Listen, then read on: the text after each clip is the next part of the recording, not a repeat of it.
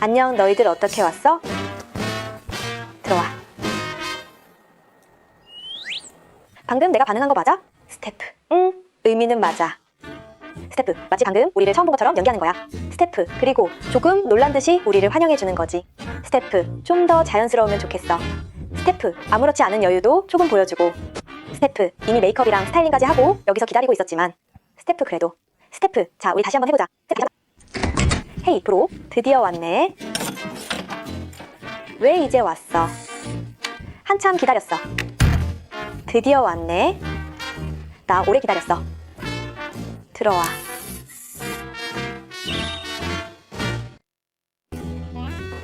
사실 나 궁금한 게 있어. 왜 인터뷰 전에 꼭 문 여는 장면이 있어야 하는 거야? 너희 편집장은 대체 무슨 생각이야?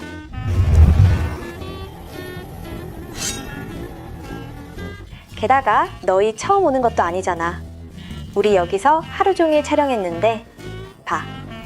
너희 사람들 아직도 저기서 조명 설치하고 있잖아.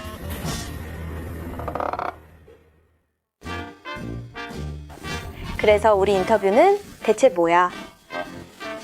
스태프, 몇 가지 선택지가 있어. 스태프, 예를 들면 가방 털기 영상. 스태프, 다들 가방에서. 스태프, 미리 정성스럽게 준비한 물건을 하나씩 꺼내는 거야. 스태프, 자기 취향이 좋다는 걸 보여주는 그런 거지. 스태프, 아니면 빠른 질문과 답변. 스태프, 예를 들면 커피가 좋아? 밀크티가 좋아? 스태프, 낮이 좋아? 밤이 좋아? 스태프, 별로 아이디어도 필요 없고 5분이면 질문지 만들 수 있는 그런 거. 스태프, 아니면 스태프, 그냥 제대로 인터뷰를 해도 되고. 스태프, 진솔한 이야기도 하고. 그래, 이걸로 하자.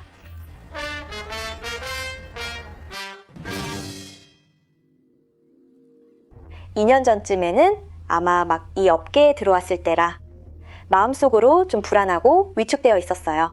제가 출연한 작품이 잘 됐든 잘 안 됐든 여러 의심과 비판의 목소리를 마주하면 혼자 소화해낼 수가 없었어요. 대부분의 시간은 그런 것들을 그냥 마음속에 담아뒀어요. 그런데 나중에는 알게 되더라고요. 이런 상황이 오래 쌓이다 보면 내가 그 힘든 상황에서 완전히 벗어날 수가 없다는 걸요. 이심의 목소리, 내가 왜 여기까지 올라올 수 있었어? 내가 왜 이런 자리에 있을 수 있는 거야?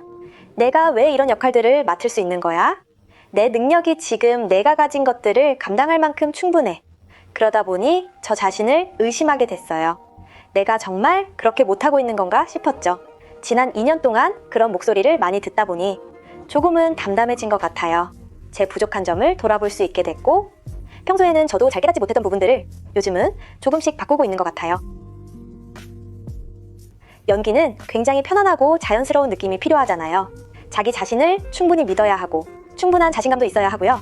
만약 제가 이런 자기의심을 안고 카메라 앞에 선다면 분명 자연스럽고 여유로운 모습이 나오지 않을 거예요. 감독님이 무슨 말을 하는지 못 알아듣는 게 아니라, 그게 아니라 말씀하시는 건 다 알아들어요. 그런데 막상 촬영 시작이라는 말을 듣는 순간 마음속으로 불안해지기 시작해요. 다음에 뭘 해야 할지 모르겠고, 다음 대사가 뭐였지? 다음 동작은 어떻게 해야 하지? 처음 2년 동안은 거의 매번 이런 상황이 있었어요. 지금도 사실 가끔은 그래요. 예전만큼 자유롭게 살 수는 없게 된 것 같아요. 대학교 때나 고등학교 때처럼 하고 싶은 일이 있으면 마음대로 할 수는 없죠. 공인으로서 제가 어떤 행동을 할 때 이렇게 많은 인기를 얻은 만큼 제가 져야 할 책임도 생각해야 하니까요. 제 개인적인 얕은 생각만 가지고 사람들에게 무언가를 하라고 영향을 줄 수는 없다고 생각해요. 저도 성장하는 과정에서 성격이 점점 안으로 들어가는 것 같아요. 제 진짜 생각을 잘 말하지 않겠어요.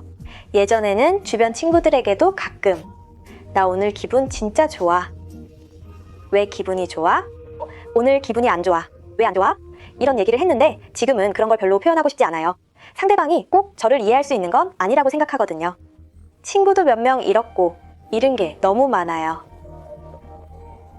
일하는 환경도 달라졌고 사람들과 어울리는 일이 줄다 보니 자연스럽게 멀어지게 되더라고요.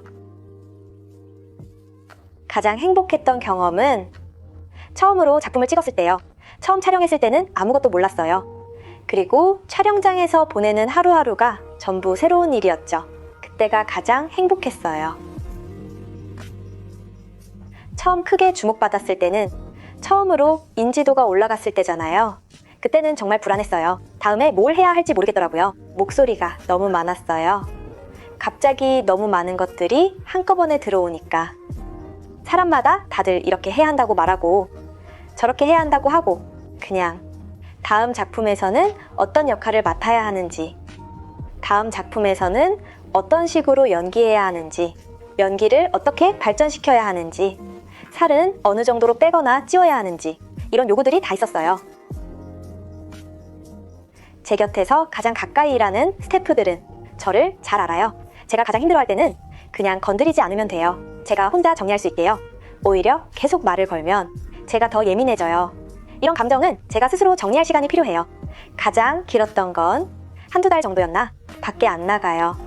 스태프, 아예 밖에 안 나가. 네. 아니. 저는 그냥 다 같이 즐기는 게 중요해요. 저는 다들 즐거우면 좋다고 생각해요. 제가 여러분에게 보여드려야 한다고 생각해요. 제가 이런 작품들을 소화할 능력이 있다는 걸. 보여준 후에야 사람들이 제가 할 수 있다는 걸 알겠죠. 물론 지금은 로맨스 드라마를 더 많이 찍고 있지만 제가 사실 이렇게 말해도 되나? 저는 아직 로맨스 드라마가 더 잘 어울리는 편이에요. 어쩔 수 없죠. 변신을 한다고 해서 로맨스 드라마를 완전히 배제할 수는 없으니까요. 그보다는 제가 아직 해보지 않은 역할들을 더 많이 해보고 싶어요. 하지만 이런 부분은 저도 잘 알고 있어요. 혹시 나이가 아직 그 정도가 안 됐다면 그런 역할의 의미를 전혀 이해하지 못할 수도 있잖아요. 그럼 어떻게 연기하겠어요? 저는 제 자신에 대해 꽤 자신감이 있어요. 하지만 10점 만점으로 본다면 저는 6점 정도밖에 못 줄 것 같아요. 적어도 제가 어떤 작품의 대본을 마주했을 때 혹은 다음에 들어갈 작품의 역할을 맡게 됐을 때 충분히 준비는 해야 한다고 생각해요. 결과물이 100점에 도달하지는 못하더라도 적어도 제 마음속에서는 통과할 수 있게요. 그렇다고 제 연기력이 얼마나 좋은지 묻는다면 그건 확실히 경험도 그렇고 경력도 그렇고 아직 그 정도 수준에는 도달하지 못했어요. 아직 발전할 여지가 많죠? 당연하죠. 물론 큰 상을 받는 거죠. 그 시상식이 열리고 사람들이 무대에 올라가 상을 받는 걸 보면 사실 부러워요. 그렇게 말한다면 그렇죠. 스태프, 자, 우리 인터뷰는 끝났어요. 스태프, 그런데 빠른 질문 몇 개도 해볼까? 스태프, 알잖아. 스태프, 요즘 사람들 긴 영상 잘 안 보잖아. 스태프, 낮이야 밤이야? 스태프, 사극이야 현대극이야? 스태프, 가지마.